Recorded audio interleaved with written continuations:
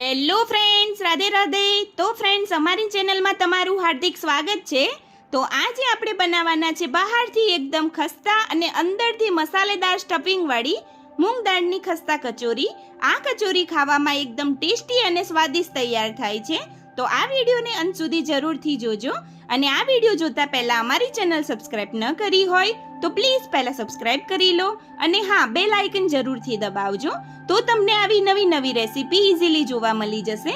તો ચલો હવે જલ્દીથી રેસીપી સ્ટાર્ટ કરીએ. સૌપ્રથમ એક બાઉલ લઈ લઈએ. બાઉલની અંદર આપણે 1 કપ મગની મોગળ પીળી દાળ એડ કરીશું. હવે દાળને વોશ કરવા માટે આપણે 1 ગ્લાસ પાણી એડ કરીએ અને આવી રીતે હાથની મદદથી દાળને સરસ રીતે વોશ કરી લઈએ. હવે જે દાળ છે પ્રોપર વોશ થઈ ગઈ છે. હવે આ પાણી પ્રોપર કાઢી લઈશું. આવી રીતે મેં દાળમાંથી પ્રોપર પાણી કાઢી લીધું છે.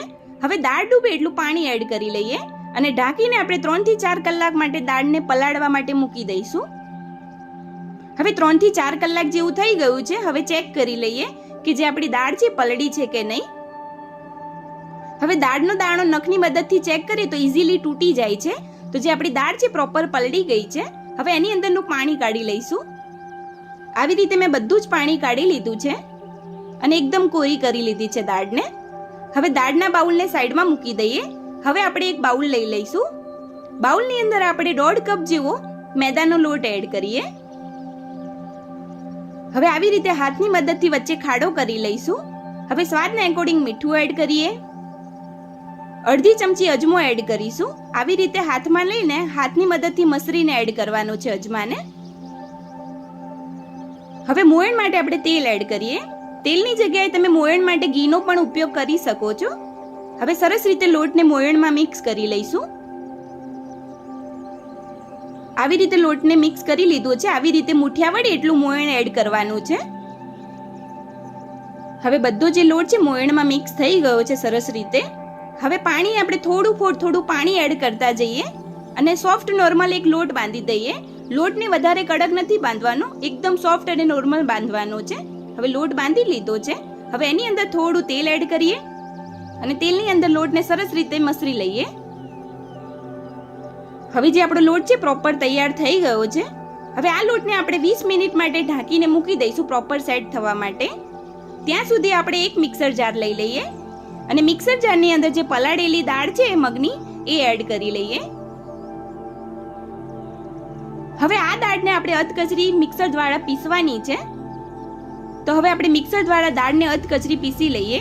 દાળને આપણે અધકચરી જ પીસવાની છે, વધારે ઝીણી નથી પીસવાની, એનું ખાસ ધ્યાન રાખીશું. આવી રીતે અધકચરી પીસી લીધી છે દાળને પ્રોપર રીતે. હવે આપણે એક નાની વાટકી લઈ લઈશું. એની અંદર બધા મસાલા એડ કરીએ. થોડી હળદર એડ કરીએ.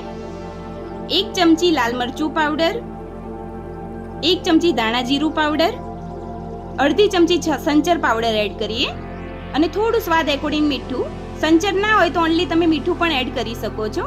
અડધી ચમચી કાળા મરી પાવડર, અડધી ચમચી આમચૂર પાવડર, 1 ચમચી કસ્તુરી મેથી, અડધી ચમચી જેવો ગરમ મસાલો.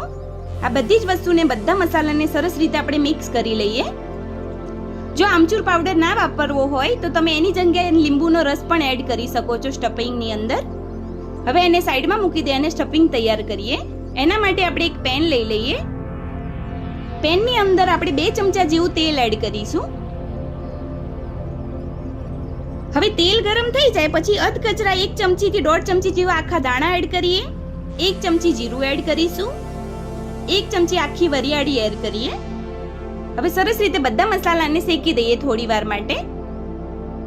મસાલામાંથી સ્મેલ આવી જાય ત્યાં સુધી આપણે એને શેકાવા દઈશું. અને ગેસનો જે ફ્લેમ છે એ ધીમો જ રાખવાનો છે, ફાસ્ટ નથી રાખવાનો, નહીં તો મસાલા બળી જશે. હવે એની અંદર આપણે 2 ચમચી જેવો ચણાનો લોટ એડ કરીએ અને ચણાના લોટને પણ સરસ રીતે શેકી દઈએ ધીમા ગેસ ઉપર. ચણાનો લોટ નાખવાથી જે સ્ટફિંગમાં બાઇન્ડિંગ સારું આવે છે. હવે ચણાનો લોટ છે આપણે પ્રોપર રીતે શેકાઈ ગયો છે. હવે જે મસાલા તૈયાર કર્યા તે મસાલા એડ કરી લઈએ અને સરસ રીતે મિક્સ કરીને મસાલાને પણ શેકી દઈએ ધીમા ગેસ ઉપર. હવે મસાલા જે શેકાઈ ગયા છે, હવે જે આપણે દાળ ક્રશ કરી છે અધકચરી એને એડ કરી લઈશું. હવે દાળને સરસ રીતે બધા જ મસાલામાં આપણે મિક્સ કરી લઈએ. ધીમે ધીમે હલાવતા જઈશું અને દાળ એકદમ ડ્રાય થઈ જાય અને પ્રોપર બધા મસાલા અંદર ભળી જાય ત્યાં સુધી આપણે એને શેકાવા દેવાનું છે. હવે દાળમાંથી પ્રોપર પાણી પણ બળી ગયું છે અને દાળ જે છે આપણી પ્રોપર રીતે શેકાઈ ગઈ છે. હવે એની અંદર થોડો સ્વીટ સ્વાદ આવે એના માટે 2 ચમચી ખાંડનું બુરું એડ કરીએ.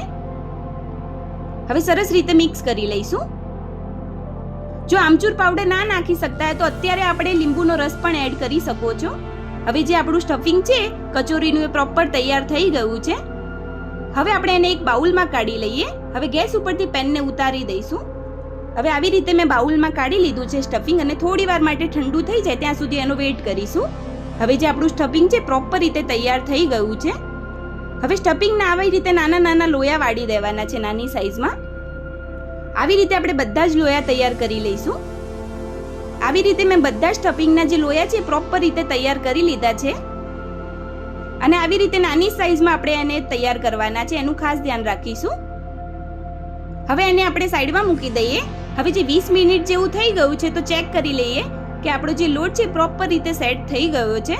હવે એને થોડું મસરી લઈશું લોટને. હવે લોટને પણ આપણે નાની નાની સાઈઝના લોયા વાળી દઈશું. જેવા આપણે સ્ટફિંગના લોયા વાળ્યા છે એવી રીતે જ નાની સાઈઝમાં આપણે એને વાળવાના છે. આવી રીતે લોટના પણ નાની નાની સાઈઝના લોયા બધા તૈયાર કરી લઈએ. આવી રીતે મેં બધા જ લોટના લોયાને તૈયાર કરી લીધા છે નાની સાઈઝમાં. હવે આપણે એને સાઈડમાં મૂકી દઈએ અને એક લોટનું લોયું છે એ લઈ લઈશું અને આવી રીતે આપણે હાથની મદદથી 2 અંગૂઠાની મદદથી સરસ રીતે આપણે રોટલી ટાઈપ પૂરી ટાઈપ આપણે એને વણી લઈએ. મીન્સ હાથથી જ વણવાનું છે, પાટલી વેલણથી નથી વણવાનું.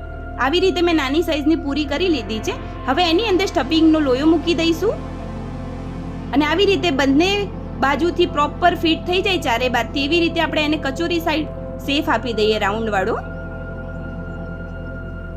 આવી રીતે મેં પ્રોપર રાઉન્ડ વાળી કચોરી પ્રોપર બંધ કરી દીધી છે અને પ્રોપર બધી બાજુથી આપણે ફિટ કરવાની છે જેથી તળતી વખતે ખુલ્લી ના જાય એનું ખાસ ધ્યાન રાખીશું. આવી રીતે આપણે બધી જ કચોરી તૈયાર કરી લઈએ. આવી રીતે મેં બધી જ કચોરીને પ્રોપર ફિટ કરીને તૈયાર કરી લીધી છે અને પ્રોપર બધી બાજુથી ફિટ થાય એનું ખાસ ધ્યાન રાખીશું. હવે આ કચોરીને આપણે ફ્રાય કરી લઈએ સરસ રીતે. હવે ફ્રાય કરવા માટે આપણે એક કઢાઈમાં તેલ એડ કરી લઈએ અને તેલને પ્રોપર ગરમ કરી લઈએ. હાઈ પ્રોપર તેલ ગરમ નથી કરવાનું એનું ખાસ ધ્યાન રાખીશું. થોડું નોર્મલથી ઉપર ગરમ થાય ત્યાં સુધી ગરમ કરવાનું છે. હવે એની અંદર કચોરી એડ કરી લઈએ અને કચોરી તળતી વખતે આપણે ગેસનો ફ્લેમ છે ધીમો જ રાખવાનો છે. ધીમા ગેસ ઉપર જ આપણે કચોરીને ફ્રાય કરીશું. હવે આ કચોરીને આપણે 10 થી 12 મિનિટ સુધી ધીમે ધીમે હલાવતા જઈએ જ્યાં સુધી કચોરી બધી બાજુથી ગોલ્ડન બ્રાઉન અને ખસ્તા ના થઈ જાય ત્યાં સુધી આપણે એને ફ્રાય કરતા રહેવાનું છે. હવે જે આપણી કચોરી છે એ પ્રોપર ગોલ્ડન અને બ્રાઉન કલરની થઈ ગઈ છે અને બધી કચોરી બધી બાજુથી પ્રોપર ગોલ્ડન કલર થઈ ગઈ છે. હવે આપણે કચોરીને પ્રોપર રીતે બહાર કાઢી લઈએ. આવી રીતે બધી જ કચોરીને આપણે ફ્રાય કરવાની છે. હવે ગોલ્ડન થઈ ગઈ છે બ્રાઉન કલરની. હવે કચોરીને બહાર કાઢી લઈએ. આવી રીતે આપણે બધી જે કચોરી છે એને પ્રોપર રીતે ધીમા ગેસ ઉપર જ તળવાની છે.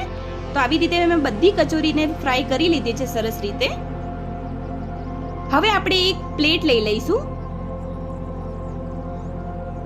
હવે આપણે ગરમા ગરમ મૂંગ દાળની કચોરીને ટોમેટો સોસ સાથે સર્વ કરીશું. હવે ખસ્તા કચોરી જે તૈયાર કરી છે એને સર્વ કરી લઈએ અને આ ગરમા ગરમ મૂંગ દાળની કચોરીને આપણે લીલી ચટણી અથવા ખજૂર આમલીની ચટણી અથવા તો ચા સાથે પણ ખાઈ શકીએ છીએ. અને આ કચોરીને તમે 20 થી 25 દિવસ માટે સ્ટોર પણ કરી શકો છો. તો તમે પણ આ ટીપ સાથે જરૂરથી એકવાર મૂંગ દાળની ખસ્તા કચોરી બનાવજો. ખૂબ જ ખાવામાં સ્વાદિષ્ટ અને ટેસ્ટી તૈયાર થાય છે. તો તમે પણ જરૂરથી એકવાર આ રીતથી ટ્રાય કરજો. તો મિત્રો તૈયાર છે એકદમ સ્વાદિષ્ટ અને ખસ્તા મૂંગ દાળની ખસ્તા કચોરી. તો તમને આ ખસ્તા કચોરીનો રેસીપી વિડીયો કેવો લાગ્યો એ કમેન્ટ જરૂરથી કરજો અને વિડીયોને લાઈક કરજો અને તમારા ફ્રેન્ડ્સ ફેમિલી મેમ્બરમાં શેર કરજો. અને હા, અમારી ચેનલ સબસ્ક્રાઇબ કરવાનું ના ભૂલતા. હવે ફરી મળીશું આવી નવી રેસીપી ટિપ્સ સાથે. રાધે રાધે.